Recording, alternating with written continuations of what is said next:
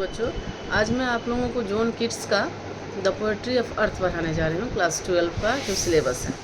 तो John Keats 1795-1821 उनका था। वो रोमांटिक पोएट थे।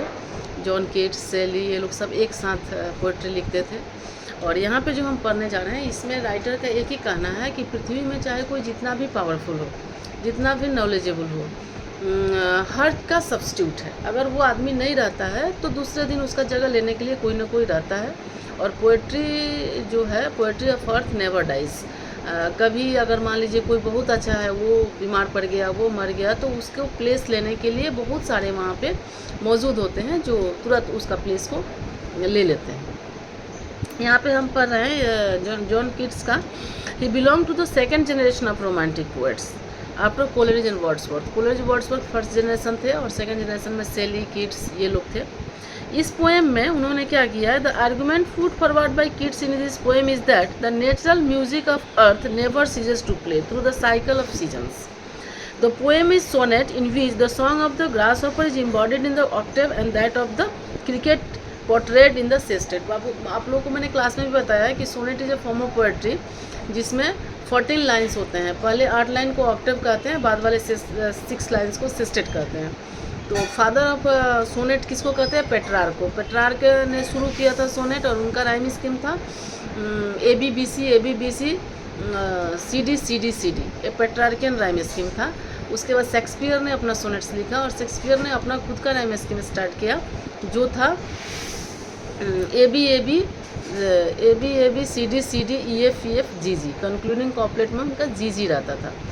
तो ये शेक्सपियरियन सोनेट्स था। यहाँ पे जो हम लोग पढ़ने जा रहे हैं तो इसमें हम देखते हैं ABBC मतलब वही आपका पेट्रार्कियन राइम स्कीम्स यहाँ पे हैं। और ऑक्टेव जो है उसमें ग्रास हॉपर के बारे में बताया गया है कि ग्रास हॉपर कैसे प्रकृति में अपना म्यूजिक देता रहता है।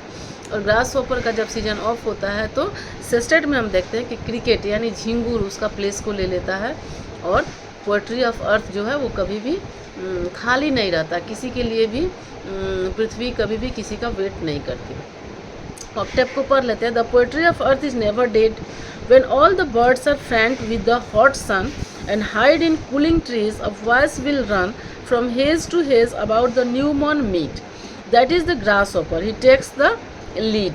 तो राइटर यहाँ भी वही कर रहा है कि जब बहुत सारे सूरज की धूप निकल आती है समर में, चिड़िया थक जाता है, घोंसले में बैठ जाता है, तो ऐसा नहीं है कि प्रकृति शांत हो जाती है, प्रकृति की चहचहाहट रुक जाती है। उस समय क्या होता है, उस समय ग्रास हॉपर निकल के आता है और वो अपना प्लेस को लेता है और प्रकृति के स्तब्धता को, शांति को वो भंग करता है। फिर जब in summer luxury he has never done with his delights, for when tired out with fun he rests at ease beneath some pleasant weed। और जब गर्मी होती है तो क्या होता है, किसी घास फूस के नीचे ग्रास हॉपर क्या होता है, रेस्ट करने लगता है, आराम करने लगता है, छाया में चला जाता है, ठंडक में चली जाती है। तब क्या प्रकृति शांत हो जाएगी? प्रकृति कभी भी शांत नहीं होती है, उसकी जगह कोई और लेता है। कौन लेता है? क्रिकेट। सेस्टेट में राइटर बोलता है the poetry of earth ceases never, कभी भी नहीं बंद होती है, प्रकृति का सॉन्ग कभी ख़त्म नहीं होता है।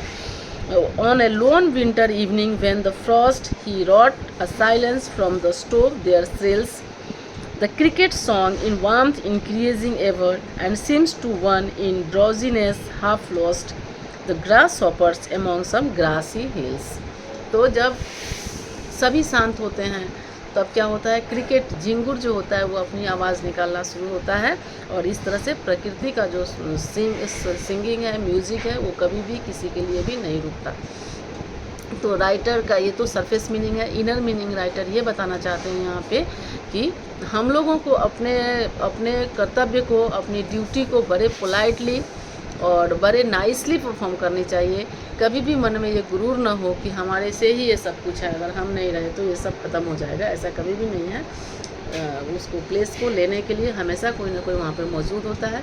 सो जितना बेस्ट आप दे सकते हो दो, लेकिन कभी ये प्राउडनेस नहीं होना चाहिए, कभी ये अहंकार नहीं होना चाहिए कि मैं ही कर सकता हूँ, दूसरा कोई नहीं कर सकता। Thank you.